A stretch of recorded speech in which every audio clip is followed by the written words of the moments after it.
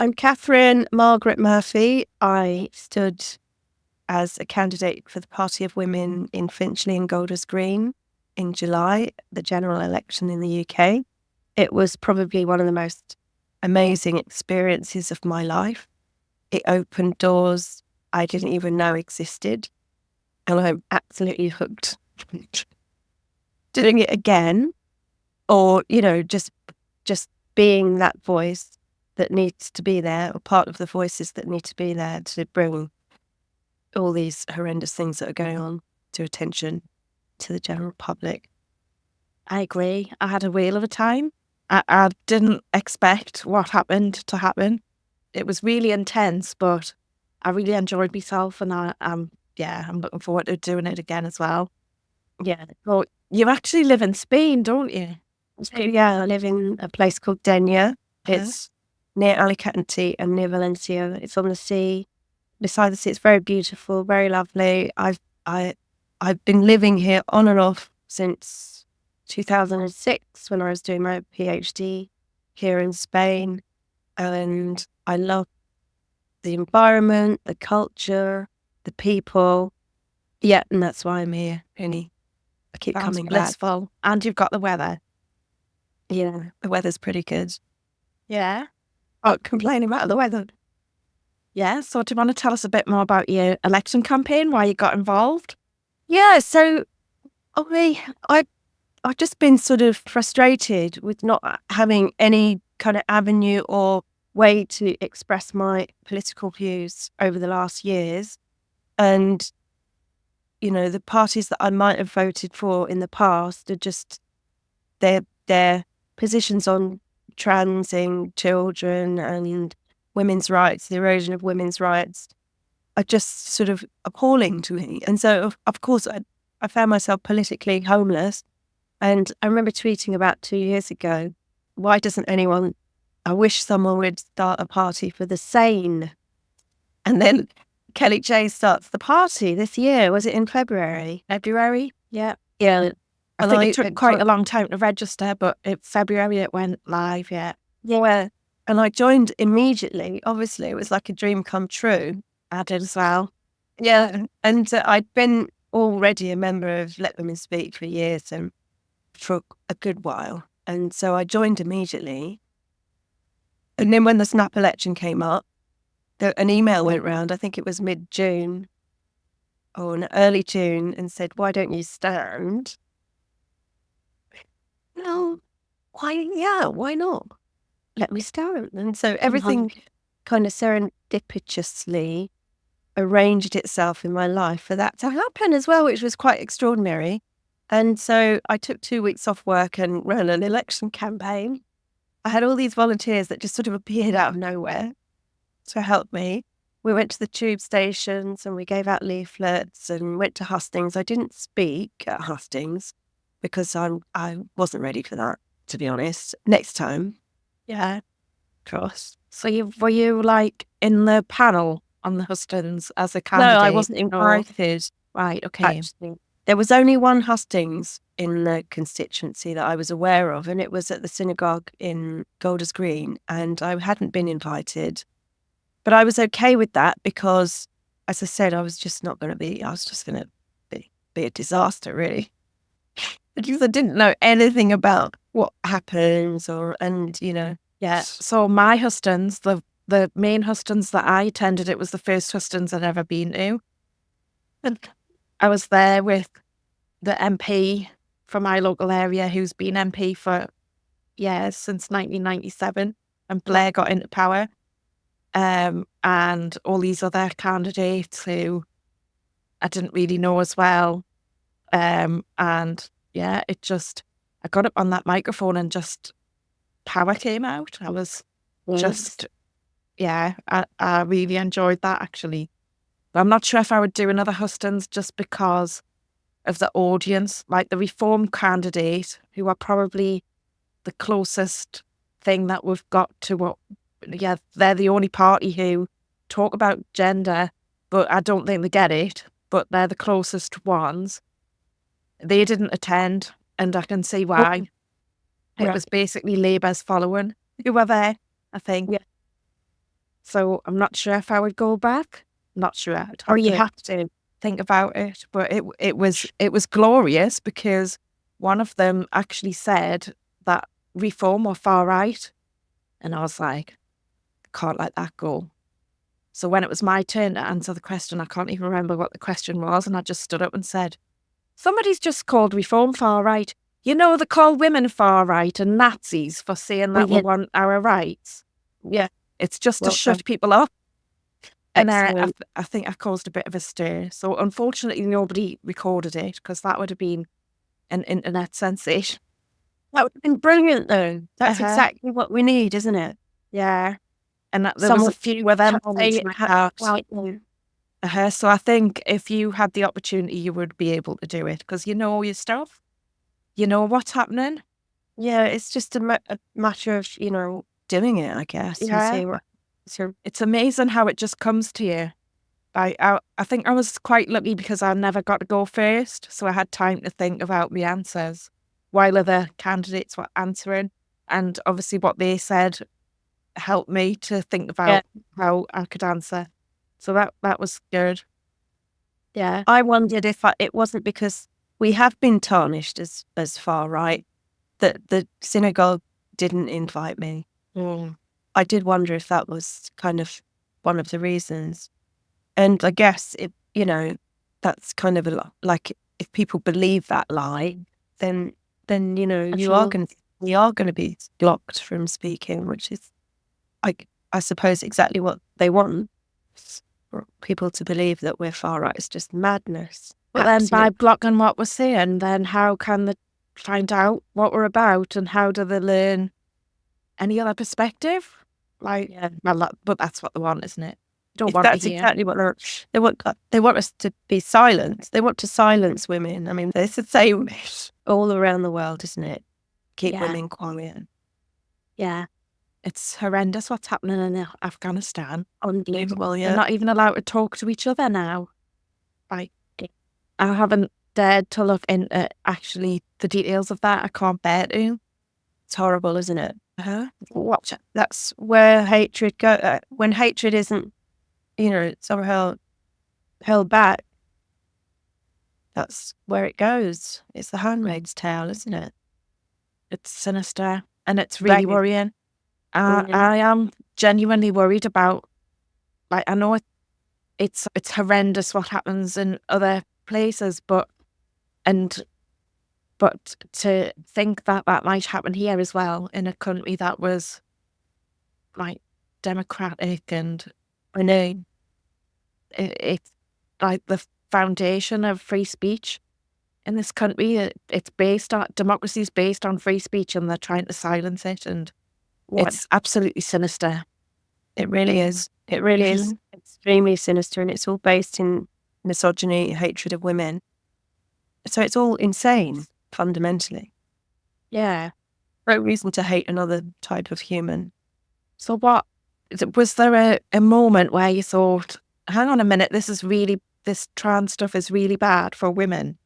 Yes. Yeah, I'll tell you how I got into the trans thing, because that's quite interesting. I am a sexual abuse survivor, a child sexual abuse survivor. I'm a grooming gang survivor. I was targeted, sedated, drugged and raped repeatedly when I was 16. And I had a massive PTSD reaction to that. Everyone knew, because everyone always knows. Nobody speaks, nobody protected me, nobody helped me. In fact, I was sort of the pariah, everyone kind of enjoyed hating me for what had happened to me. So kind of like the scapegoat.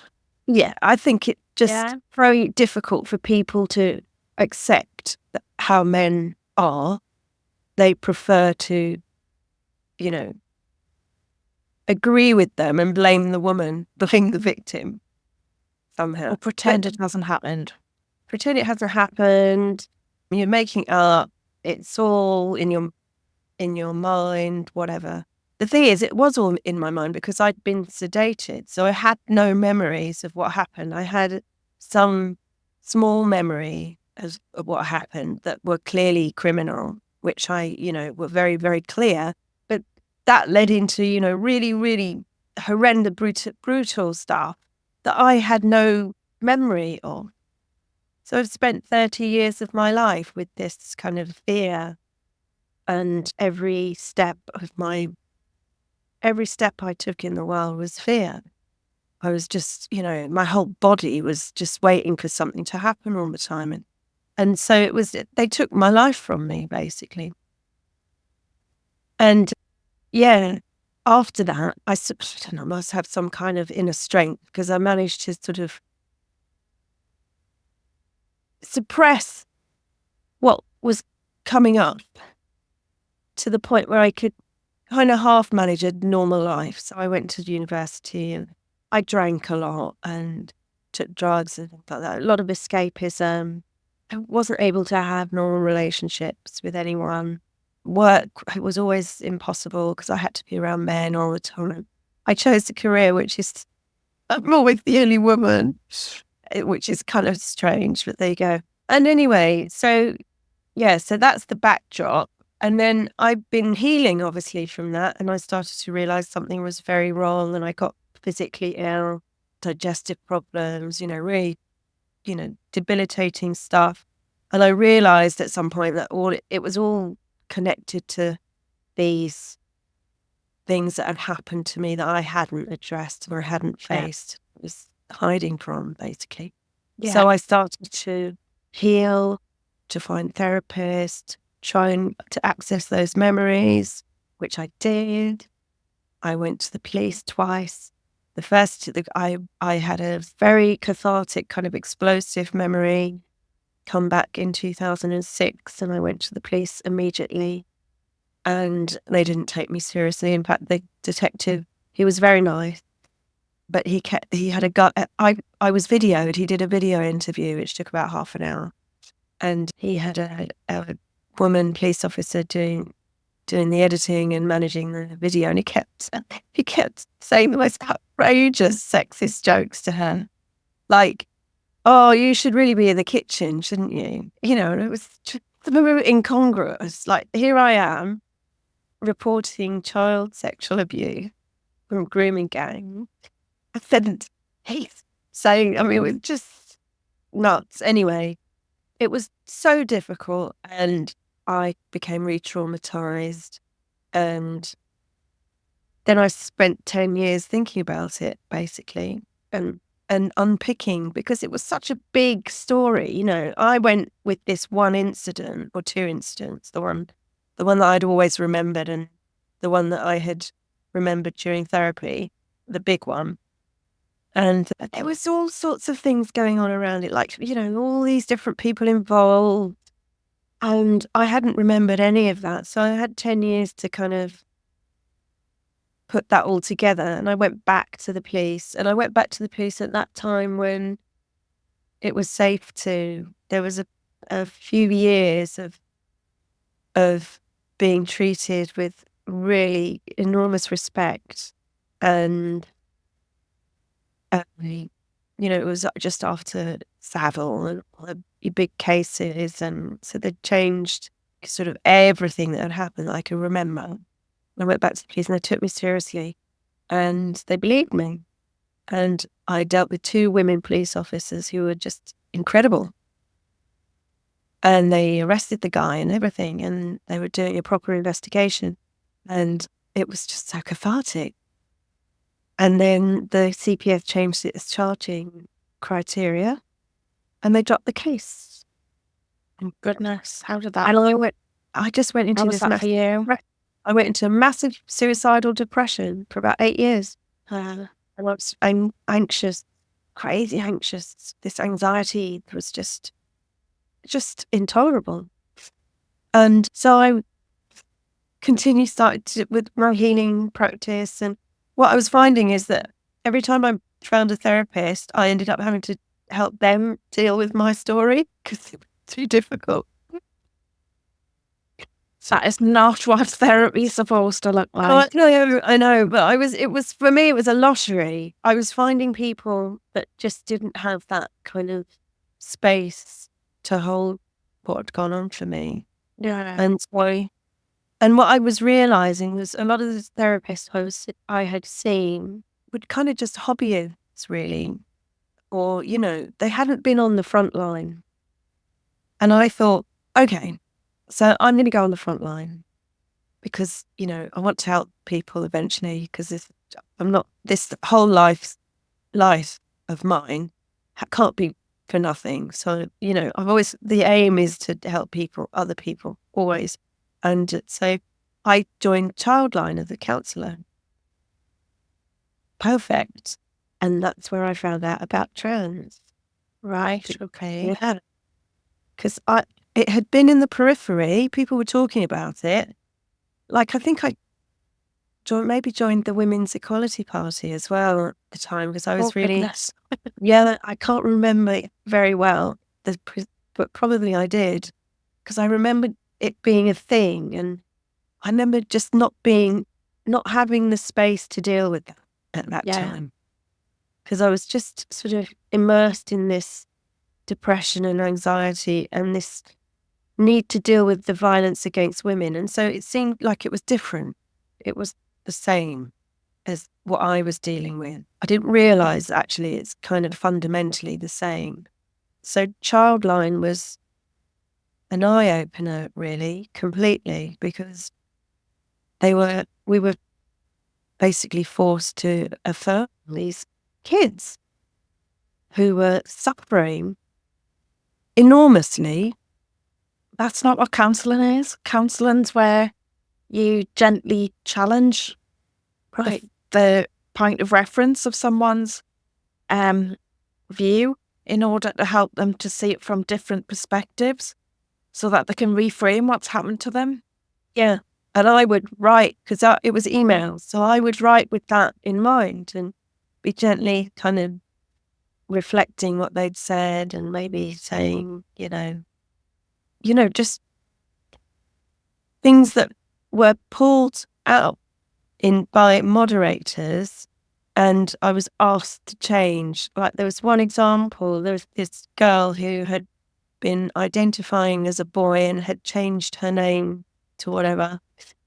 And I got the email where she's had a chat with her parents and decided that she's actually a girl. And I thought, great, brilliant. Yeah. But that was the day that in the system, there were all these red warnings all over the dashboard saying, make sure you don't misgender anyone, blah, blah, blah. And it was really weird. And I was like, well, that's great, because, this was my reply. That's great because, things change and labels are just labels and blah, blah, blah. And it's great to hear you had this conversation with your parents and blah, blah, blah. And it was really, very positive. And I got the moderator saying, you have to call her by her boy name. And I said, no, I'm not doing that. And that we had sort of online fisticuffs about it. And there was just no way I was doing that. I said, you can't do that. She's just said that she's a girl, and now you want to confuse her even more by using the name that she's... And it was stuff like this, and having to signpost to mermaids for breast binders and things like this. And I just couldn't believe it, really. No. And so I had to leave, because obviously it was just for me, really. So did you get a lot of training to be able to deal with all this stuff? That sounds quite heavy, like the children, they're under 18 and they're using volunteers to work with vulnerable children by email, which I wouldn't, like, as a counsellor myself, I wouldn't want to use email. I don't think it's a good way of doing it. Yeah, so we did have training, and we were always monitored by actual counsellor. So they would kind of, any reply you made was always double checked, always. But they were all trans activists anyway, so, it didn't make any difference. There was this, yeah. I mean, for me, actually, it was just week after week of suicidal children, really self-harming, and they were mostly girls. And actually, I felt like I was doing a good job. I really did. And I felt like a lot of us were. And it wasn't all. And I think they figured out pretty early on I wasn't really going to be having anything with this trans. Can I say a rude word on this podcast? Of course you can. Bollocks. I'm using that word a lot lately, actually. And yeah, so they would obviously give me different types of emails to deal with. And I never really had many of those because I'd argue about them. But the ones I was having were just so, I mean, the kids are just in an absolute state, really, at the moment. And it's the girls, was like 9 out of 10 were girls. And the issues that girls have were not the same as what boys had. Like girls were having really, really big problems, and the boys just weren't having them in the same way. You might get the odd boy that would write about how he'd been violent, and that was kind of such a sort of breath of fresh air that actually someone would be writing in and recognizing that their behavior wasn't helping them as a boy, and I thought that's brilliant. So there was a few of them. There was this one girl who was, I think she was 13, and she had tried to commit suicide about 3 times already. She was suicidal again. And I was looking in the notes, and she'd phoned up because they would track the notes as well, because they can phone or text or email. And she'd phoned up, and the first thing, or texted, and the first thing they'd said was, "What are your pronouns?" Everywhere, isn't it? But you know, if you're a suicidal 13-year-old and you ask for help, and the very first thing you hear is cult language, then the cult is your friend. Yeah, I couldn't believe it. It was just unbelievable. So that's when I started to find out, and I went on Twitter during that time, and I just started to kind of be more and more horrified every day. Yeah. So how long ago was that? I was 2021. I went on Right. Twitter. And I was at Childline for about 2.5 years. I went on Twitter about 2021, and I was keeping a very low profile, very anonymous, and just like jaw on the floor every day with what's been going on. And yeah, I mean, people don't believe you when you tell them what's happening because it's so outrageous. Like, you just can't believe it, can you? I know. So it's been like that, really. And it's politicized me, which is good. So, like, did you find out, like, because that's what happened to me, like, I found out what was happening. I actually saw a video of Kelly J go viral where she was saying she'd had the police at her door for being untoward about paedophiles. And then I was trying to find out what it was about because I started being interested. I realised there was a problem. But everything that she was talking about was quite topical, so it didn't make sense to me because I didn't have any context. Right. And then one of my friends said, "Oh, she's coming to Newcastle. Do you want to come?" And then I heard from the women their experiences, and I was like, oh my goodness. And then I started really learning what was going on. Was it the same for you? Like on Twitter, is that where you found out what was happening? So I found out about Kelly J on Twitter. She was banned on Twitter when I joined as well. So I must have found out through, like word of mouth or whatever. And then I went to Let Women Speak in August 2022 or end of July 2022. And I was still in a very kind of suicidal depression, actually, and couldn't speak to people, wasn't really able to communicate very well, was very scared about being found out. And so I was currently a hat and glasses. Being found out what, just because you didn't share the cult view? Or I was worried about losing my job or, being targeted by trans activists.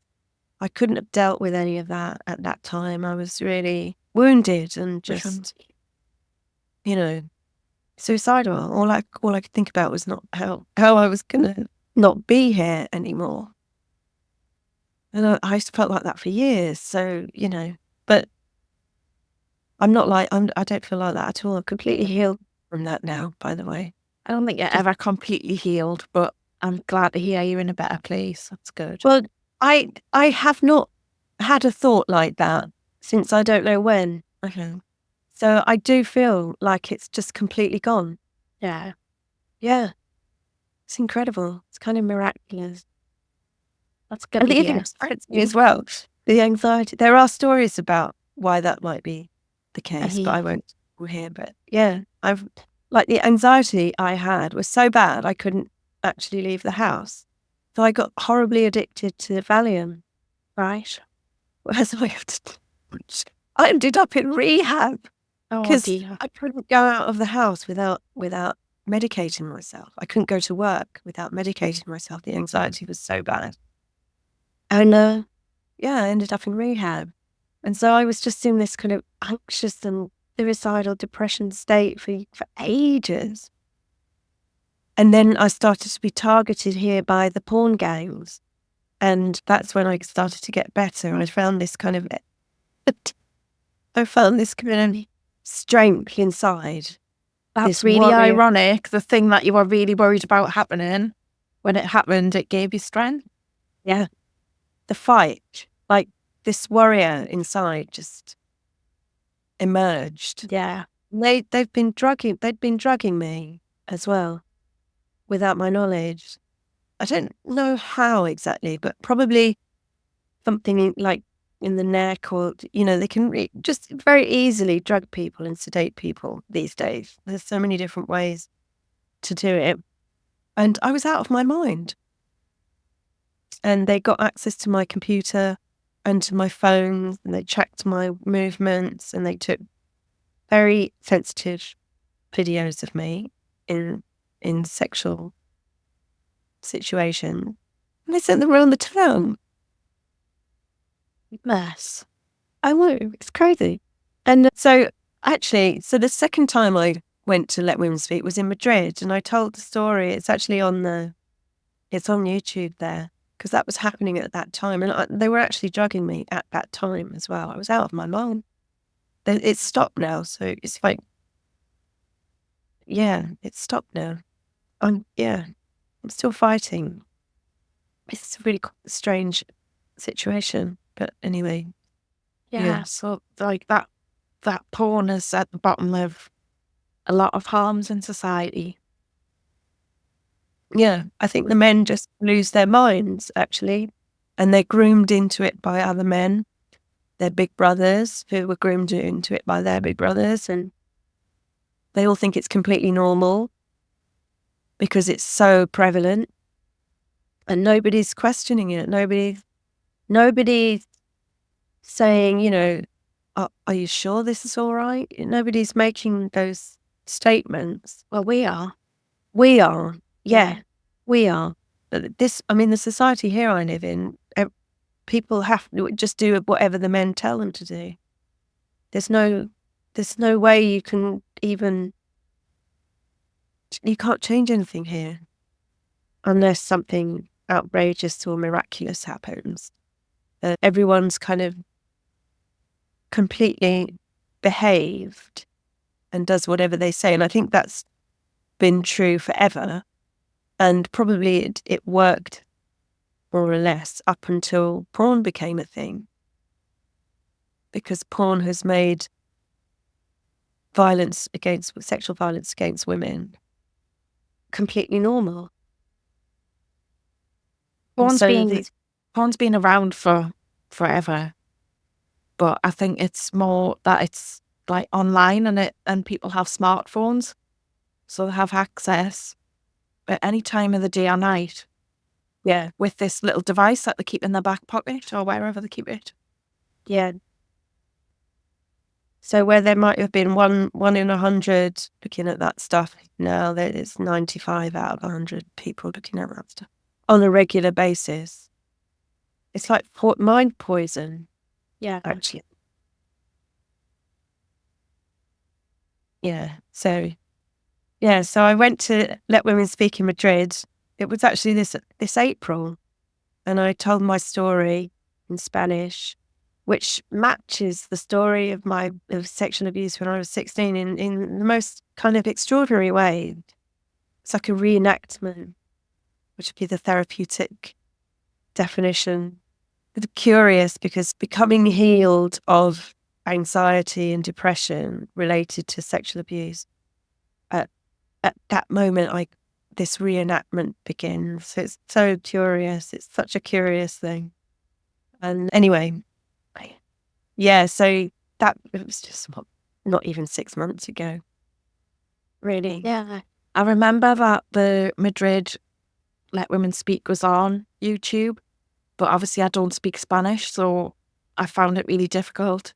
I think I need to go back because I think I was trying to watch it live and I didn't obviously understand any of what the women were saying. So I think I need to go back and see if I can put some subtitles on.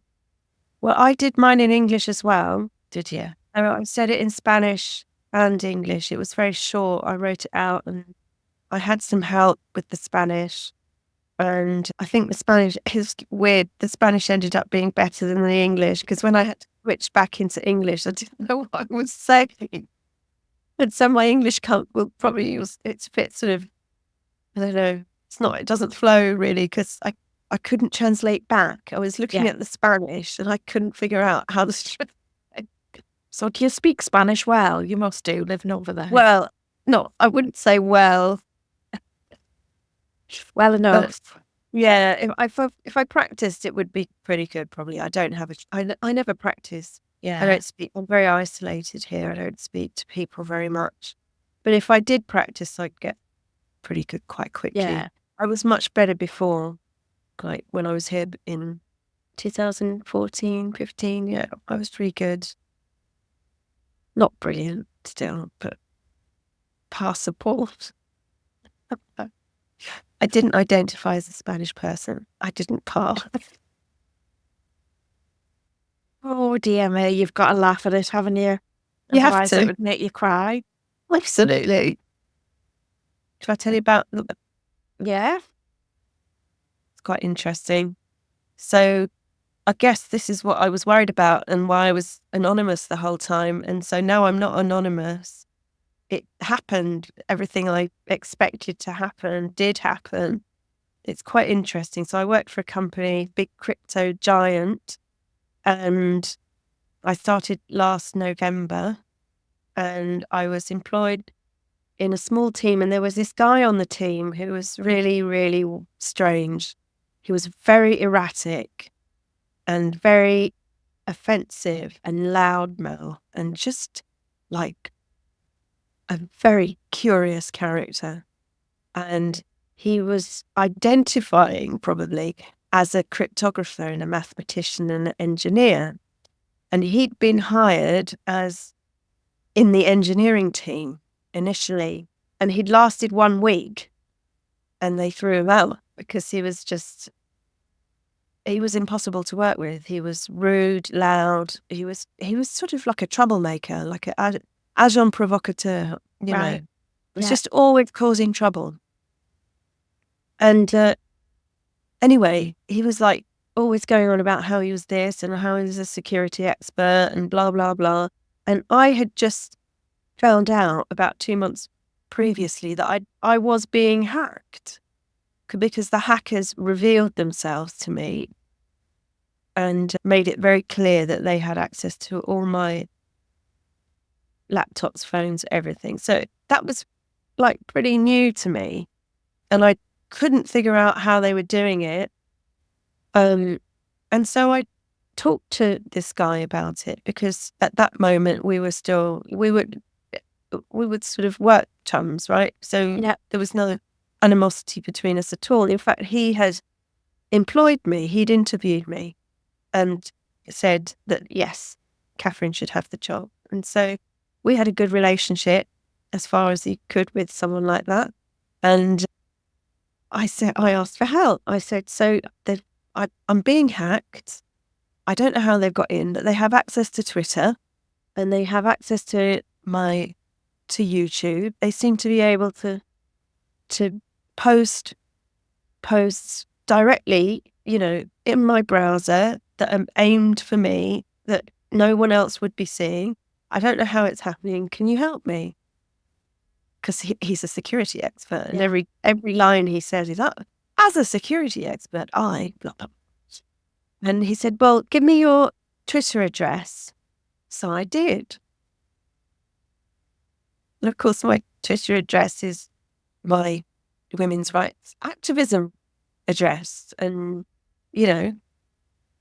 transphobic address, whatever that means. And so, and I don't know why I did, actually, but I just did. And I gave it to him, and I knew the ramifications and what can happen. I just did.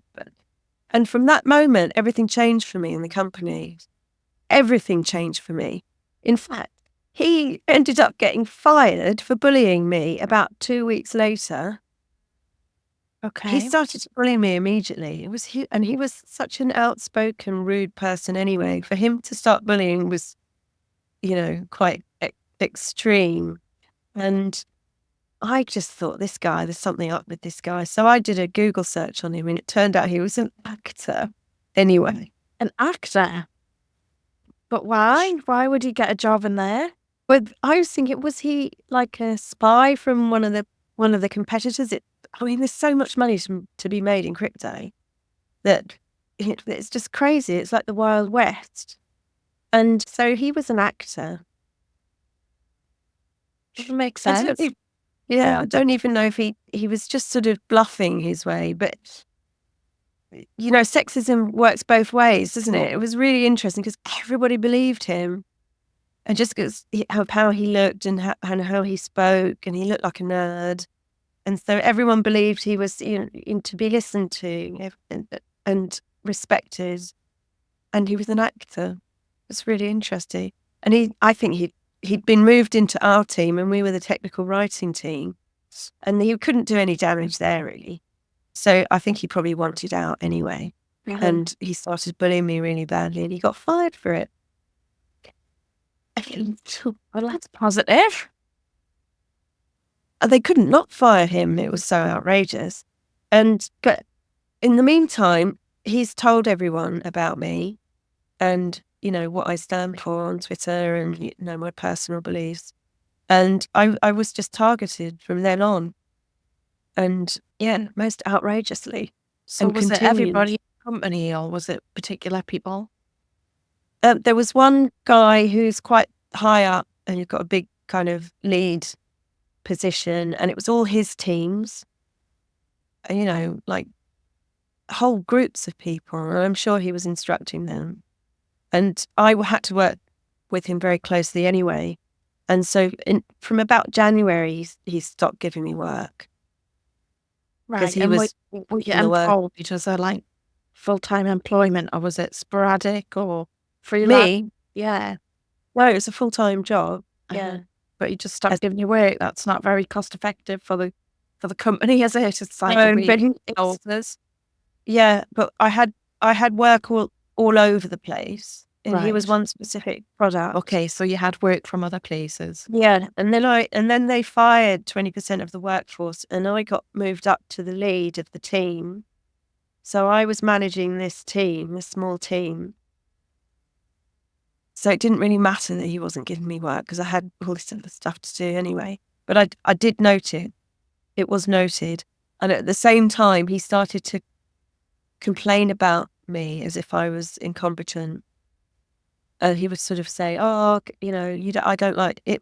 He didn't come out and say it like definitively, but he had to make up some reason why he didn't want me to write anything.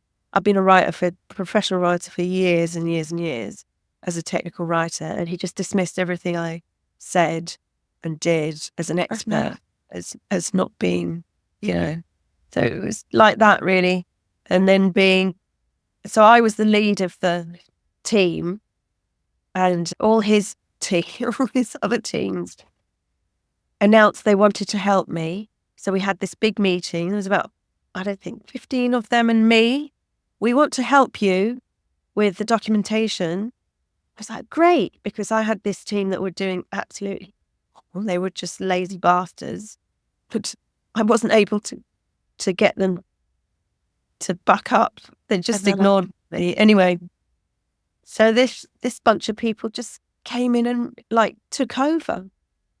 Like a military coup. It was like a military coup. I said, great, I need the help. I need this, this, this, and this. It just totally ignored me. Kind of doing this over here and this over here and, you know, completely undermining, obviously from instruction. It was like that. So it was just constant. I went to an off-site in Bali with them in May. People coming up to me all week going, oh, I hear you're leaving. This guy threatened something very threatening over dinner, it was a threat of sexual violence over dinner. It was horrible. So there's a few of us sitting around at dinner. This guy has started in the company that week. He's completely new. So, and there's other people at the table, and he's just staring at me, and he's got his napkin. Let's see if I can. Got the napkin. It's big in this, and he's twisting it up, going like this, tying it around his neck like a noose, going like this, twisting it up, slapping it on the table, over and over and over. It was unbelievable. So I complained the next morning about him because he seemed like a dangerous man. And that was the last I heard of that. But I guess that was part of it as well. He was someone they couldn't fire as well. Right. So he could do whatever he liked. It was just like that. It just went on and on, constantly. And so what happened in the end then? Well, as well as that, my team mutinied. They refused to do anything I said, apart from not knowing the job, because in Web3, in crypto, everyone seems to think writers are just admin, everyone can do it. And so you get these people that can't write, you know, doing jobs where they need to know all these different things and they just don't know them. So I started to implement all these kind of functions and processes for editorial workflows and publishing workflows and technical writing. And they didn't know, they hadn't a clue about any of it. And so they just resisted. They just wouldn't do anything. But as well as that, I think they were getting instructions from the general tone of Catherine's a transphobe, we hate her, we want her out. And one of my teams started to be just extraordinarily aggressive in meetings, shout me down, make up things that I'd said, complain to my boss that I'd said things that I never said. You know, it got so bad, he just literally wouldn't communicate without being enraged. Right. And I complained again and again to my boss, and they just ignored me, basically. And it got so bad, I had to stop team meetings. And he did it in one-to-ones as well, so I had to stop one-to-ones. Nobody helped me from above. They were just expecting me to leave, really. And so I'm stubborn and refused to leave. And yeah, and it just went on like this. And so the original guy that took the work away, I had to step down from my job as lead because it was just unbelievable. I mean, you know. So I stepped down and the original guy that was taking my work away comes in as lead. And of course, he just stops giving me any work at all. And he gives all the work to the guys that I've been saying can't do it and won't do it. And yeah, so that was the most recent. So I decided it was time to complain about harassment to the company, which I did about 3 weeks ago. I spoke to the head of legal. I said, I want to start harassment procedures. And I've sat these training courses for the like 100 times. So I was like, I want to start that, you know, what that Yeah. process is. So you knew the process because of the training that you'd done. Yeah, because I knew what was available. And so that was happening. And then they fired me, you know, Friday. And they fired me. They said the whole team is redundant. So, which is really weird because they wrote the reasons that they fired me was because tech writers do all these very specific things and listed all the very specific things that I do, that I'm skilled to do, that no one else is skilled to do who isn't a tech writer. And then they said, but we're going to get someone else, we're going to get other people to do it. So we've decided you're not needed. So was it a redundancy then? Did they do a consultation? No.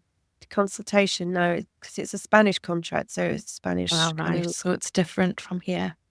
Yeah. Yeah, you see, if you were made redundant under our law anyway, I don't know about other laws, you then need to do a consultation and you get to suggest alternatives and things like that. But obviously it's different over there.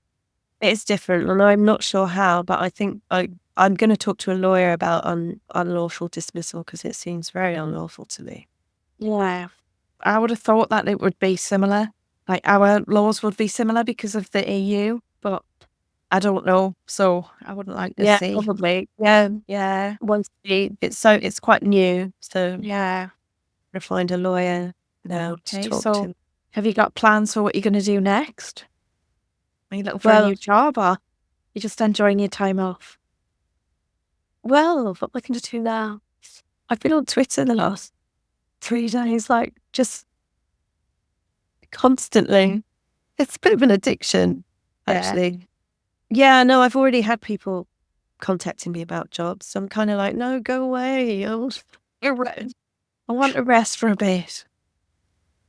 So I'm actually going to Thailand for 2 months next week mainly because here has been so, I mean, I feel like I'm in danger here. I have to go to the post office today and I'm terrified. I'm going to have to wear my camera and it's just been horrendous here. I'm like the person everybody hates. They lied about me to the whole town.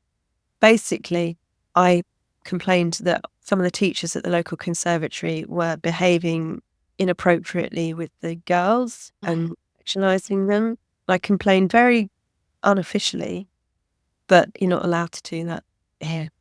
And so I was targeted massively, horrendously. I mean, like they probably were hoping I'd kill myself type thing, really badly. That sounds very extreme. It really has been extraordinarily extreme. They tracked me on my mobile. They had police stop me in my car. There's just a million things I could tell you that they've done, and it's been going on for over 2 years. They drugged me. I was studying piano at the conservatory. I went to class. They drugged me.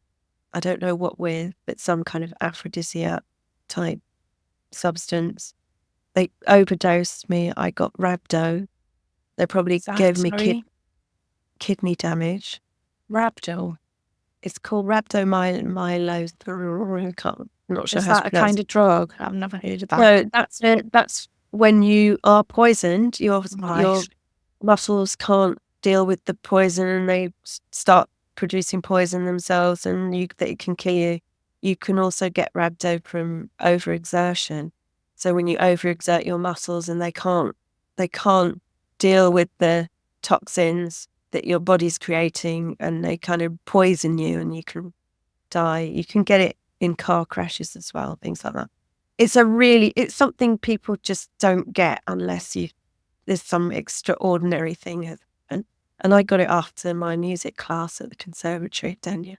Okay. Have you got some support about this? No. I'm a bit concerned about you. Police are not interested. Police here told me to go away, told me to get a civil lawyer to deal with it. I went to the police in Madrid. I've got a denuncier out with them in Madrid about it. But, you think if you're raising concerns about children's safety, people would kind of spring into action, and it's just not happened. And in fact, what's happened is that I've become the pariah and the target, and there's something I've done or said that's justified the whole town hating me. And whatever they've told them is lies, because I actually love it here and I love the people here. And I was studying with the kids and they were my classmates. And so I give a shit about them. You know, I really care about them. And I don't want anything like what happened to me to happen to anyone else. And it seems like that's what's going on here. So I'm really stubborn and haven't left. They wanted me to leave. They created this enormous sort of story. It was like unbelievable. They all took parts. They created this situation where I was to fall in love with this man and then he would go out with the other woman, and it was all bollocks. It was all lies. But they were just insane, psychopaths. Anyway, they created this story and then to shame me, and I was supposed to be shamed and humiliated and never come back. And I just went back. And they didn't like that. And they have you got any mental health support? Because it sounds really intense what's happening. It was unbelievably intense. And nobody can believe I'm still here. Have you got some support though? No, nothing. I'm really concerned about you. Don't be concerned. Look, Have you got family? I've got family in England. Yeah. Are you in touch with them? Yeah. I wasn't. Yeah. I had been no contact with my family till these guys at the conservatory started to threaten my life. And I thought they were going to actually murder me. So I got in contact with my family after about 3 years of no contact. And they knew I was no contact as well. So I'm in contact with them now. But I also do a really, really powerful therapy, which is called Transforming the Experience-Based Brain, with a guy called Stephen Terrell in Texas, who's like an extraordinary man. Okay. And I'm trained to do it now. I've been doing it since 2020, actually. And it's the only therapy that's been totally helpful, 100% helpful that I've ever done. And so, yeah, in terms of mental health support, I do have some. Well, that's good. Yeah. Good. Because I'd hate to leave you just dealing with all that on your own. It sounds like a huge burden. I think there's a lot of people in support, but it's quiet because of how things are here. Okay. I'm sad that it seems to be more important that nobody knows what's going on and children are safe. Yeah. But image is more important than child safety. That really bugs me. But yeah, I've been a real pain in their ass because everything they wanted, I haven't done. So I haven't left. I didn't leave the conservatory. I went back. Poor bastards had to continue their silly little game. It drove them crazy, so they threatened my life. And these are teachers and civil servants in Spain. And it was all done with the knowledge of the school board. And it's highly likely that they employed a serial sex offender who came in and drugged me and groomed me on Twitter. So that's what's been going on here. That sounds dreadful. Yeah. Yeah. So that's why I'm interested in porn, really, as the essential kind of root of all the problems, because I'm fighting against young people being groomed into porn and prostitution, actually.